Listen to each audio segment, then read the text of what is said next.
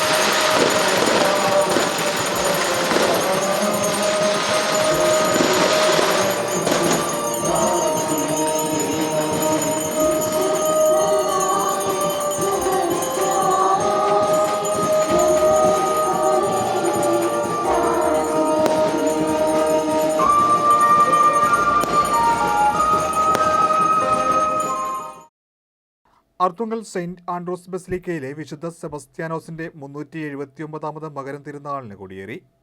ജനുവരി 27 വരെയാണ് തിരുനാൾ നടക്കുക. വൈകിട്ട് 4-ന് പാലായിൽ നിന്ന് തിരുനാൾ പതാക ആർത്തുങ്കൽ ബസിലിക്കയിൽ എത്തി. തുടർന്ന് തിരുനാൾ പതാക പ്രയാണം പ്രധാന കടൽത്തീരത്ത് നിന്ന് ആരംഭിച്ച് ബസിലിക്കയിൽ എത്തി. ആലപ്പുഴ രൂപതാ മെത്രാൻ ഡോക്ടർ ജെയിംസ് റാഫേൽ ആനാപറമ്പലിന്റെ മുഖ്യ കാർമ്മികത്വത്തിൽ കൊടിയേറ്റ് നടന്നു. ജനലക്ഷങ്ങളാണ് ചടങ്ങുകളിൽ പങ്കെടുത്തത്. ആഘോഷമായ പൊന്തിഫിക്കൽ ദിവ്യബലിക്ക് കൊല്ലം രൂപതാ ബിഷപ്പ് ഡോക്ടർ സ്റ്റാൻലി റോമൻ കാർമ്മികത്വം വഹിച്ചു.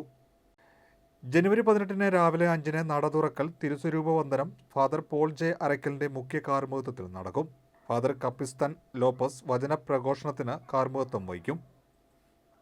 തിരുനാൾ മഹോത്സവ ദിനമായ ജനുവരി 20-ന് രാവിലെ 5:30-ന് ആഘോഷമായ ദിവ്യബലി 11-ന് ആലപ്പുഴ രൂപതാ മെത്രാൻ ഡോക്ടർ ജെയിംസ് റാഫേൽ ആനാപറമ്പലിന്റെ മുഖ്യ കാർമ്മികത്വത്തിൽ ആഘോഷമായ തിരുനാൾ പൊന്തിഫിക്കൽ ദിവ്യബലി വൈകിട്ട് 3-ന് കണ്ണൂർ രൂപതാ വികാരി ജനറൽ ഡോക്ടർ ക്ലാരൻസ് പാലിയത്ത് മുഖ്യ കാർമ്മികത്വം വഹിക്കുന്ന തിരുനാൾ ദിവ്യബലി എന്നിവ നടക്കും.